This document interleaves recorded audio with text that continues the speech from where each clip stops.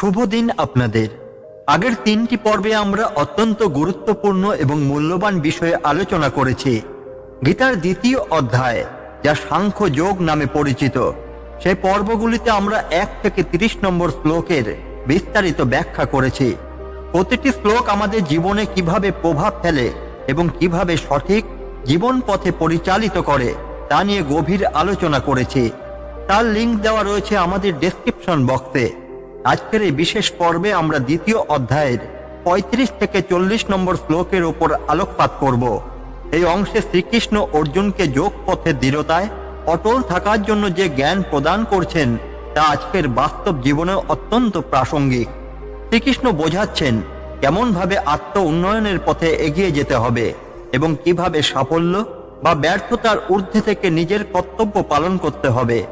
এই শ্লোকগুলিতে তিনি আমাদের শেখাচ্ছেন যে ধর্মপথে কোনো প্রচেষ্টা কখনো বৃথা যায় না এবং জীবনে যে কোনো প্রতিকূলতা থেকে মুক্তির জন্য এটি কতটা গুরুত্বপূর্ণ। এই আলোচনাটি আপনাদের জীবনে একটি নতুন দৃষ্টিভঙ্গি প্রদান করবে, বিশেষত মানসিক শক্তি ও আধ্যাত্মিকতা বৃদ্ধির ক্ষেত্রে। তাই চলুন একসাথে ডুব দিই গীতার অপার জ্ঞানের সাগরে। গীতার 2য় অধ্যায়ের 36 নম্বর শ্লোকটি হল, এই শ্লোকে শ্রীকৃষ্ণ অর্জুনকে বোঝাচ্ছেন যে যদি তুমি যুদ্ধ না করো তাহলে শত্রুরা তোমার সামর্থ্য নিয়ে উপহাস করবে, তারা তোমার কাপুরুষতার কথা প্রচার করবে এবং নিন্দা করবে। একজন সম্মানিত যোদ্ধার জন্য এটাই সবচেয়ে বড় অপমান। শ্রীকৃষ্ণ এখানে অর্জুনের কর্তব্যবোধ এবং যোদ্ধার মর্যাদার কথা স্মরণ করিয়ে দিচ্ছেন। একজন যোদ্ধার জন্য পরাজয় বা মৃত্যু যতটা কষ্টকর, তার চেয়ে অনেক বেশি কষ্টকর হচ্ছে সম্মানহানি। সমাজের সামনে কাপুরুষ হিসেবে পরিচিত হওয়া একজন কৌরব বীরের জন্য লজ্জাজনক। যুদ্ধ না করলে শত্রুরা তাকে কাপুরুষ বলবে, অর্জুনের বীরত্বকে প্রশ্নবিদ্ধ করবে এবং তার অর্জিত খ্যাতি ধ্বংস হয়ে যাবে। অর্জুনের মতো একজন মহান যোদ্ধার কাছে এটা মানসিক যন্ত্রণা নিয়ে আসবে। একজন ক্ষত্রিয়ের প্রধান ধর্ম হলো ধর্মের জন্য লড়াই করা। তার জীবন যুদ্ধক্ষেত্রে তার সাহসিকতা এবং কর্তব্য পালনের জন্য মূল্যায়িত হয়। যদি সে তার দায়িত্ব থেকে পিছিয়ে যায় তাহলে সে শুধু নিজের সুনামই হারাবে না, বরং তার আত্মসম্মানও ক্ষতিগ্রস্ত হবে। মানুষ তার কাপুরুষতার গল্প প্রচার করবে এবং এটি ভবিষ্যৎ প্রজন্মের জন্য দৃষ্টান্ত হিসাবে ব্যবহৃত হবে। মহাভারতে যোদ্ধাদের জন্য সম্মান একটি গুরুত্বপূর্ণ বিষয়। এমনকি অভিমন্যু বা ভীষ্মের মতো যোদ্ধারা মৃত্যুর মুখে পড়েও যুদ্ধ চালিয়ে গিয়েছিলেন, কারণ তারা সম্মানের জন্য বাঁচতেন। একজন সেনাবাহিনীর সদস্য তার দায়িত্ব পালনে যদি পিছু হটেন তবে তার নিজের এবং দেশের সম্মান নষ্ট করে। ব্যক্তিগত দায়িত্ব পালনে সাহসী হওয়া উচিত।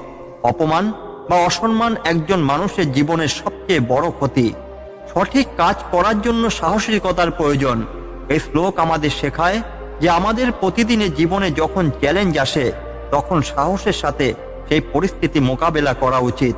কাজ না করে পিছিয়ে আসা মানেই নিজের এবং চারপাশের মানুষের কাছে অসম্মানজনক হয়ে ওঠা।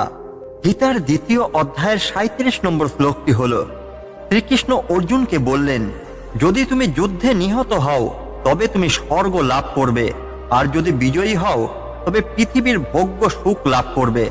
তাই হে কুন্তেয়, তুমি দৃঢ় সংকল্প নিয়ে যুদ্ধের জন্য উঠে দাঁড়াও।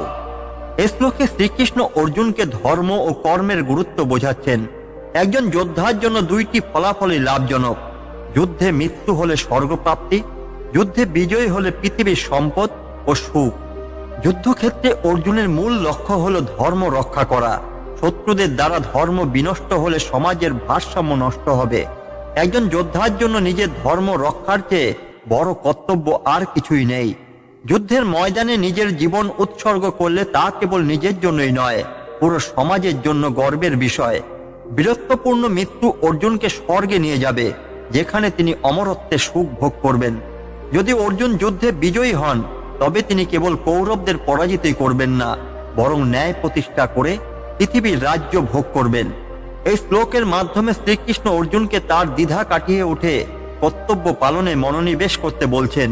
তিনি অর্জুনকে বোঝাচ্ছেন যে ফল নিয়ে চিন্তা না করে কাজ করার মনোভাবই প্রকৃত যোগের শিক্ষা। রাজা হরিশ্চন্দ্র, তিনি সত্য ও ধর্ম রক্ষার জন্য তার রাজ্য ও পরিবার উৎসর্গ করেছিলেন। মহাভারতে অভিমন্যু চক্রব্যূহে প্রবেশ করে যুদ্ধ করতে গিয়ে নিজের জীবন উৎসর্গ করেছিলেন, কিন্তু পিছপা হননি। একজন সেনাবাহিনীর সদস্য দেশের জন্য প্রাণ দেওয়া বা শত্রুকে পরাজিত করা, দুই ক্ষেত্রে দেশ ও জাতির গর্ব। স্বামী বিবেকানন্দ সমাজের জন্য কাজ করার সময় ফল নিয়ে চিন্তা না করে আত্মত্যাগের শিক্ষার উদাহরণ। কর্তব্য পালনে দ্বিধাগ্রস্ত হওয়া উচিত নয়, ফলাফল যাই হোক নিজের ধর্মের পথে অবিচল থাকা জরুরি। সাফল্য বা ব্যর্থতা নয়, কাজের প্রতি নিষ্ঠাই সবচেয়ে বড় গুণ। এই শ্লোক আমাদের জীবনের কঠিন পরিস্থিতিতে পথ দেখায়। যখন সিদ্ধান্ত নিতে দ্বিধাগ্রস্ত হয়ে পড়ি, তখন আমাদের উচিত কর্তব্যের পথে অটল থেকে দৃঢ় সংকল্প নিয়ে এগিয়ে চলা। শ্রীকৃষ্ণের এই বার্তা কর্মফল সর্বস্ব দৃষ্টিভঙ্গি ত্যাগ করে কেবল কাজের প্রতি নিষ্ঠা শেখায়। গীতার দ্বিতীয় অধ্যায়ের 38 নম্বর শ্লোকটি হল, শ্রীকৃষ্ণ অর্জুনকে বলেন, সুখ দুঃখ লাভ ক্ষতি এবং জয় পরাজয়কে সমানভাবে গ্রহণ করো। এই মনোভাব নিয়ে যুদ্ধ করো, এতে তুমি পাপগ্রস্ত হবে না। এই শ্লোক কর্মযোগের মূল মন্ত্র প্রদান করে। এখানে শ্রীকৃষ্ণ কর্মফল থেকে মুক্ত থেকে কাজ করার নির্দেশ দিচ্ছেন।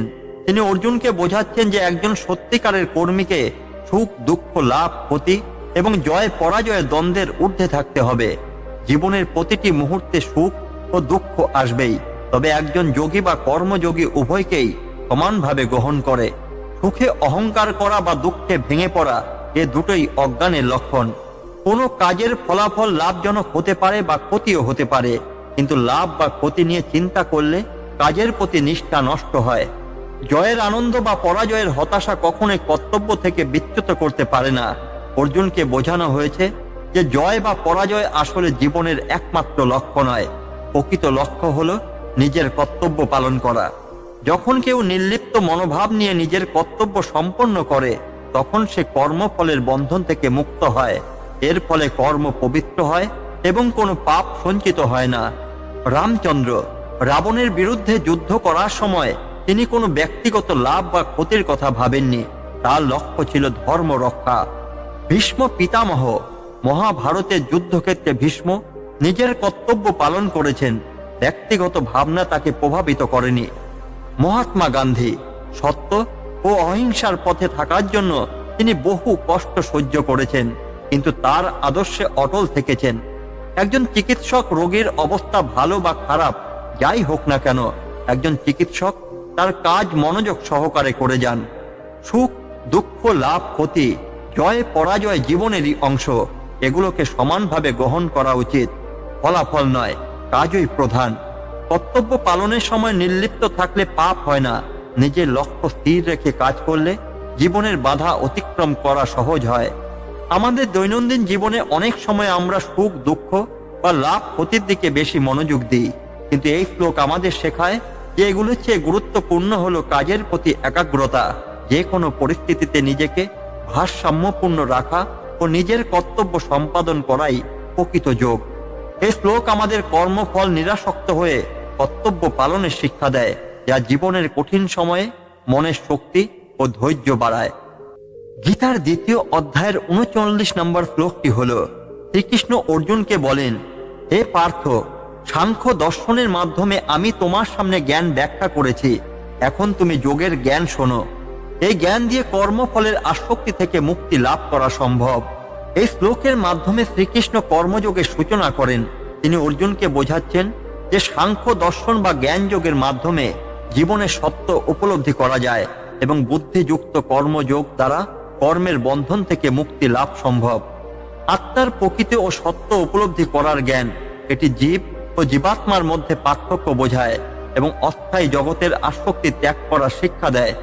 কর্মফলের আশা ছেড়ে নিজের কর্তব্য পালন।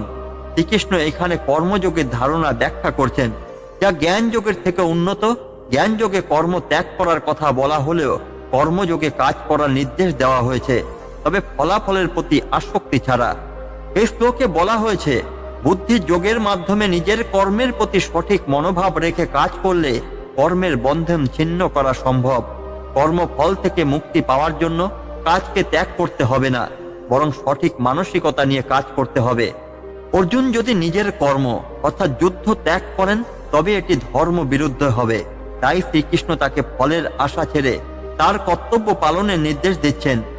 রামচন্দ্র রাজধর্ম পালন করার জন্য 14 বছর বনবাসে গিয়েছিলেন এবং রাবণের সঙ্গে যুদ্ধ করেছিলেন।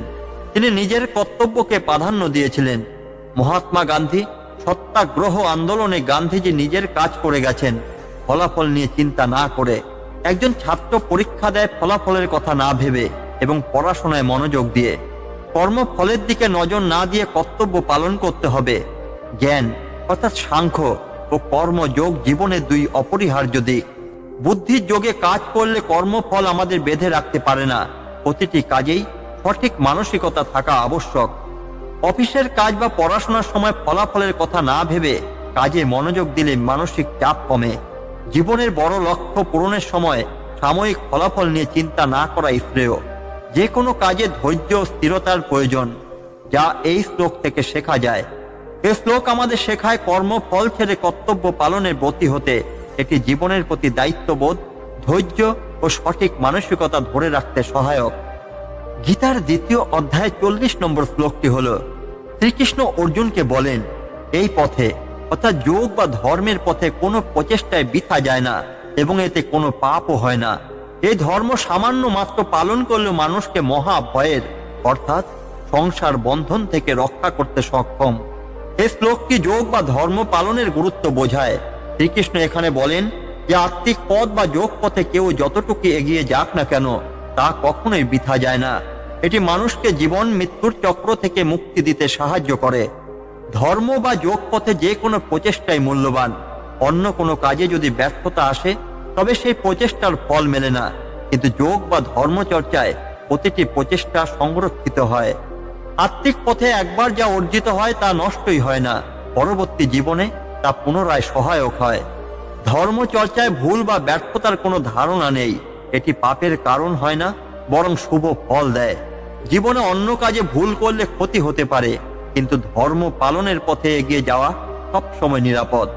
অল্প সময়ের জন্য হলেও যদি কেউ ধর্ম বা যোগ চর্চা করে তবে সেটি জীবনের জন্য সুফলদায়ক। এটি মৃত্যু ভয়, পাপ ও পুনর্জন্মের বন্ধন থেকে রক্ষা করে। আত্মিক চেতনা জাগরণ জীবনের পথকে সুগম করে। অর্জুন যুদ্ধে যেতে দ্বিধাগ্রস্ত ছিলেন। শ্রীকৃষ্ণ তাকে বোঝাচ্ছেন যে ধর্ম পালন করলে ক্ষতির কোনো আশঙ্কাই নেই।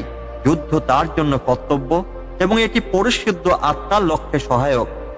ভাগীরথের প্রচেষ্টা, তিনি গঙ্গাকে মর্তে আনার জন্য বহু কষ্ট করেছিলেন।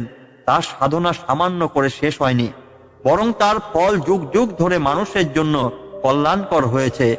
প্রহ্লাদ ছোট বয়সে তিনি ভগবান বিষ্ণুর প্রতি ভক্তি করেছিলেন, যা তাকে মহা বিপদ থেকে রক্ষা করেছিল। একজন শিক্ষার্থী যদি পড়াশোনায় সামান্য মনোযোগও দেয় সেটি ভবিষ্যতে তার জন্য কাজে লাগে। কেউ যদি অল্প সময়ের জন্য ধ্যান বা যোগাভ্যাস করে তবে তা মানসিক শান্তি ও মনোসংযোগ বৃদ্ধি করে। ধর্ম পালন বা যোগ চর্চায় কোনো প্রচেষ্টাই মূল্যহীন নয়। সামান্য আত্মিক চর্চাও জীবনে বড় পরিবর্তন আনতে পারে। জীবনে যে কোনো বিপদ বা ভয়ের বিরুদ্ধে আত্মিক সাধনা মানুষকে সুরক্ষা দেয়। সঠিক পথে পরিচালিত হওয়ার কখনো বৃথাই যায় না। প্রতিদিন 10 মিনিটের ধ্যান বা যোগাভ্যাস মানসিক ও শারীরিক স্বাস্থ্যের জন্য উপকারী। জীবনে যে কোনো কাজ শুরু করার সময় ফলে চিন্তা না করে ধৈর্য ধরে চেষ্টা চালিয়ে যেতে হবে। ধর্মীয় বা আত্মিক চর্চা মনকে শান্ত করে এবং জীবনের কঠিন সময়ে আশার আলো দেখায়। যোগ বা ধর্মচর্চায় কোনো প্রচেষ্টাই বৃথা যায় না। এটি মানুষকে জন্ম মৃত্যুর বন্ধন থেকে মুক্তি দিতে সাহায্য করে এবং সামান্য প্রচেষ্টাও জীবনে বিরাট প্রভাব ফেলে। গীতার 2য় অধ্যায়ের 35 থেকে 40 নম্বর শ্লোকের গভীর অর্থ এবং প্রাসঙ্গিকতা নিয়ে আলোচনা করলাম। এই শ্লোকগুলোর মাধ্যমে শ্রীকৃষ্ণ আমাদের জীবনের সত্যিকারের উদ্দেশ্য এবং কর্মফলের প্রতি নিরাসক্ত থাকার গুরুত্ব সম্পর্কে অসাধারণ উপদেশ দিয়েছেন। আশা করি এই আলোচনা আপনাদের জীবনের পথে প্রয়োজনীয় দিক নির্দেশনা দিতে সক্ষম হয়েছে। যদি এই বিষয়গুলো আপনাদের ভালো লেগে থাকে এবং জীবনের কোনো সমস্যার সমাধানে সাহায্য করে তবে আমাদের চ্যানেলকে সাবস্ক্রাইব করতে ভুলবেন না।